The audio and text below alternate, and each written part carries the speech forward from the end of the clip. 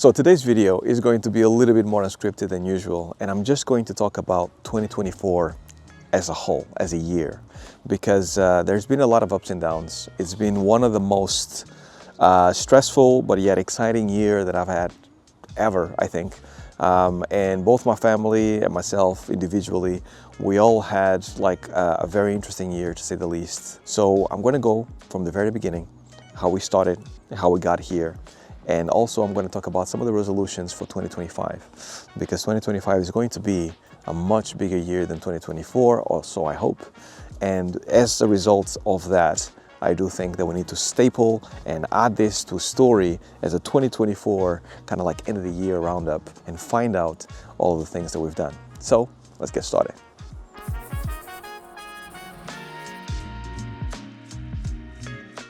All right, so welcome to another video. I'm outside, as I've been in a few videos as of late, as you've noticed. Now, before we get started, I wanted to remind everybody of two things. First, we have going on right now a competition for a set of keyboards and mice that are courtesy of Pulsar that are really, really good. If you haven't checked it, it was 2 weeks ago that I've dropped the video. Go and check that out. I'll leave a link down below. Make sure you enter if you would like to actually get a brand new set of keyboards and mice for you to start 2025 in the best way possible. And second, I have a workshop starting in January. Make sure to join, as we still have a few spots left, and I would like ideally to kind of like fill the class so we can basically all be there and enjoying ourselves and go into it in the best way possible. Now, let's start with the video. And I'm going to start with January, because January of 2024 was really big for us. And the reason why, it was because we dropped our teaser trailer for Proxima, and we kind of hoped that hopefully it was going to get some traction, but we didn't expect to get as much traction as it did. IGN posted it. From then it was a cascade of different things happening. So companies like NVIDIA and more kind of reached out to us because they were very interested in what we do, very interested in the game. And it kind of got us to a point where people know about Warship Jolly Roger now.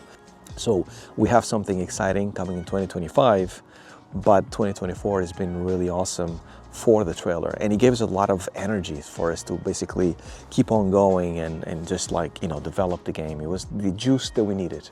Now, what started as well because of that is that we started a podcast called For the Players. This was basically Kyle and myself. Kyle is our audio designer for the game. And it was a lot of fun to talk about games with Kyle. And then around end of January, February, we started working on our GDC demo. For us, it was very much about showcasing to publishers and interested parties on what we had, how the game has changed, and how much more do we have. And the whole idea here is that as Proxima, as a studio, we want to make sure that we always showcase that we are moving forward as developers, as a team, which is great for everybody. So we started working on the demo, started putting together ideas, starting basically working towards that milestone of GDC, which happens in March. To add to all this stress that we had to go through, because I was still working, I still had a client called Funcom that I was working for them as an animation director, which was a lot of fun. We decided to move house, and this is more of at a personal level. We decided to move down south, but we didn't know exactly if things were going to work out because we had to sell the house and stuff. There was a lot of unknowns, right? And you have a family, we have 2 little kids, so we needed to make sure that we were 100% sure we wanted to move. And the result was a yes, we definitely wanted to move. So we came back and then we put our house for sale. And then we had to deal with a personal issue of like selling a house on top of doing everything else. In March, basically, we started having house visits, but at the same time, I had to travel to the US, going to San Francisco for the GDC. And my wife, you know, bless her soul, she was here by herself with the kids, doing house showings and stuff. I know that a lot of you out there think, how can I do all these things? And just so you guys can get an idea, there is like the development side of myself where I work as a consultant, different companies, helping companies, developing games. There's also the part where I actually do YouTube. And then there's also the part of where I'm doing Proxima. Those are the 3 main buckets that I cover. So now we finished GDC. We came back from GDC feeling hype, meeting a lot of people, lots of interesting meetings, going back into that pot of the game developer. And I'm working with Funcom, which is a company that actually is developing a game called Dune Awakening. and we are having a lot of fun, and the team is quite big, and it's quite interesting. So the first thing that I have to do when I come back from GDC, even though I'm absolutely tired, it was to go to Oslo in Norway. Thankfully, that actually worked out really, really well. Nothing better than meeting people in person. So that's basically what happened in April. And also when we actually go to May, I actually got a new client as well, a game that is called 9 Heroes. Really cool game, really cool people, a small company, but incredibly, like, it feels like a family, which is great.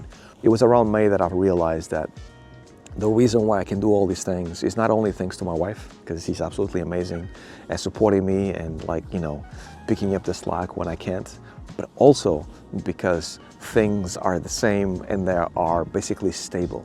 And around May, I lost that stability. And because I had the stability for about 3 or 4 years, I took it for granted. And because I lost that stability, immediately I felt more stressed than ever. There was no house, there was no place for us to go. I was wondering if I should continue doing any of the things that I was doing. And it took extra effort for me to do everything that I needed to do, including YouTube, including making videos, including, like, there was a bunch of stuff that I thought maybe I should just stop for 2 or 3 months and then continue. But thankfully things picked it up after that. So now in June, we decided to kind of think about Gamescom, right? So we actually have Gamescom in August. So now we're saying, okay, GDC just went past.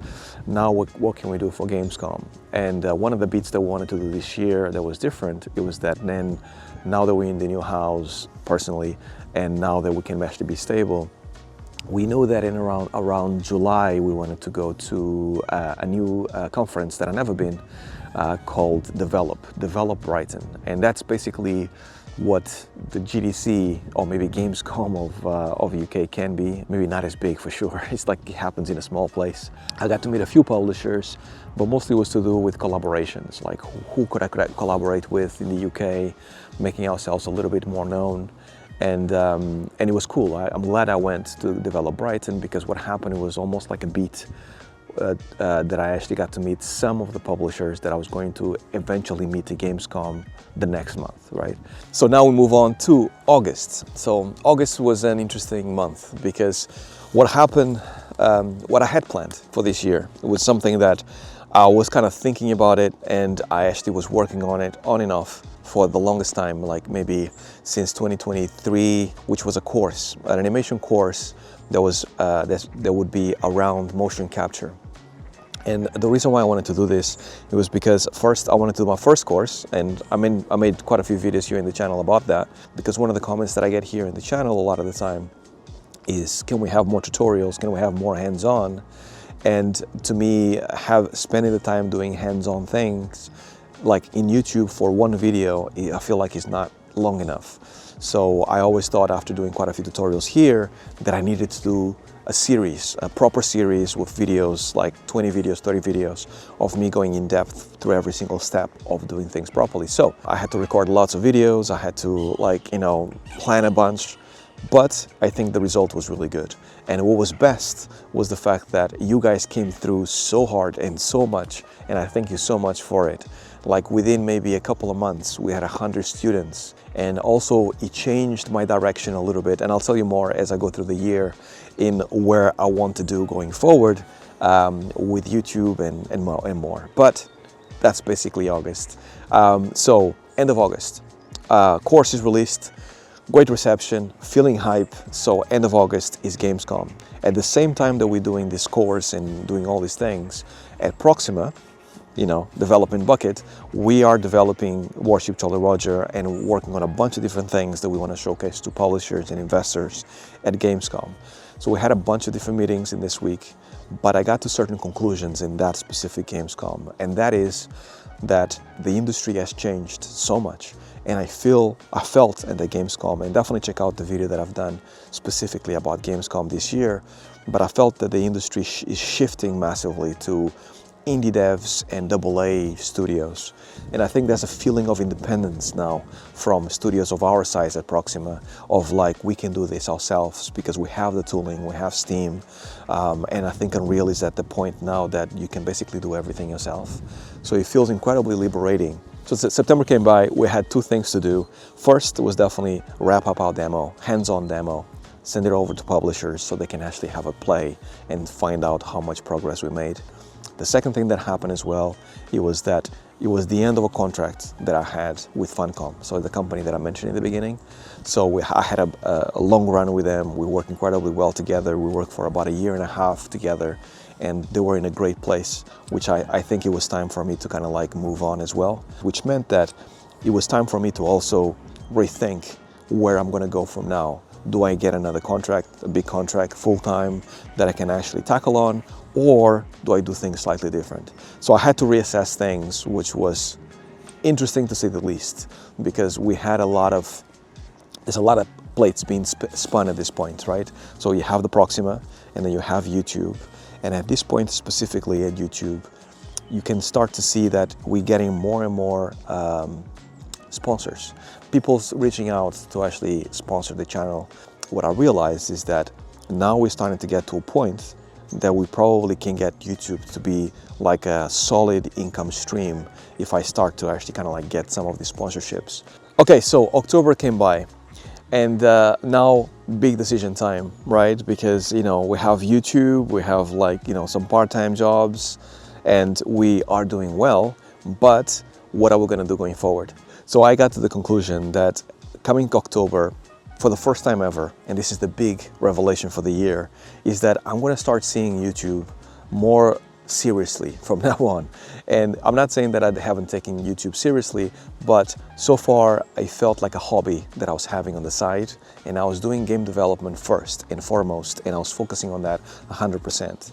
But I feel like there's been so many amazing things that happened to me thanks to YouTube. There's been so many opportunities that I've had because of YouTube, both work-wise, game development, and outside as well, that I feel like pushing that button way harder and actually pursuing the sponsors and following through with the sponsors and seeing where that leads is going to be something that I'm going to pursue now, because I feel like there is a bright future there. And now I can see it more clear than ever, and I never was able to see it before then. Now this takes us to November. November was the month that I released part 2 of the course. And the animation course, the mocap course went better than ever. You guys actually kind of like came back in droves saying that, you know, you guys were loving it, the content is amazing. So definitely check it out, link down below if you're interested in knowing more. The workshop is what's next. And basically I spent from August to about November thinking about the workshop, putting it together, thinking about a structure that would work for everybody.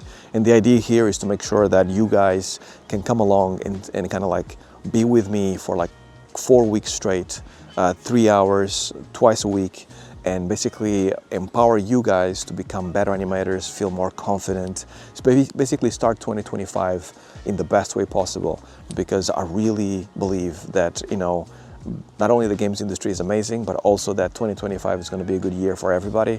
So if anybody is interested in starting that 2025 in the best way possible and wants to actually kind of like learn more and ask questions about the games industry, the ins and outs, workflows, animation workflows, polishing animations, or anything in between, definitely join me, because we still have some places left, and then we can basically work together in January next year. Now, December, things are starting to actually work out. Like all these sponsors and people that actually want to work with me on YouTube are starting to come together, and I'm starting to feel the love from a lot of companies that I thought maybe was not going to work out, and it feels amazing. It feels really good to know that all the years, all the time that I spent here on YouTube with you guys is starting to pay off, not only because of the course, but also because of sponsors. And this is basically my conclusion of the year for you all. I started this thing years ago when I was in Sweden in the cold with my wife in a super small place, and it's been 5 years since, at the very least. And like since then, every single video that I put out every single week, I feel like this is going to work out. And this year has been the very first year that I feel like genuinely that I can make a transition. Maybe I can make a transition to go from, you know, YouTube is a part-time thing, is a side thing, is a thing that I do on the side, to YouTube perhaps maybe in a few years from now might become a full-time thing, right? I will always want to develop games. I love game development. I'm a game developer to my core. This is why I started Proxima. This is why I started Warship Jolly Roger. But I do think that 2025 is going to be an exciting year because now I have a different angle where I can see things, right? So that's basically 2024 in a nutshell. Please comment down below about what was your favorite video, if you've been here from the very beginning, that you enjoyed of me this year. How much did it have an impact on you, if you had any, and what are your plans for 2025? Because the one thing that I have to say here more than anything is that I'm incredibly thankful to all of you watching right now for all the support that you gave me from the very beginning. So thanks for everything this year. Highly appreciate you guys. You guys mean the world to me. And I hope you have a great holidays. Enjoy, have a great time. I'm gonna take a break for the next couple of weeks as well. I'll see you guys in January. And until then, stay well, stay safe. Peace.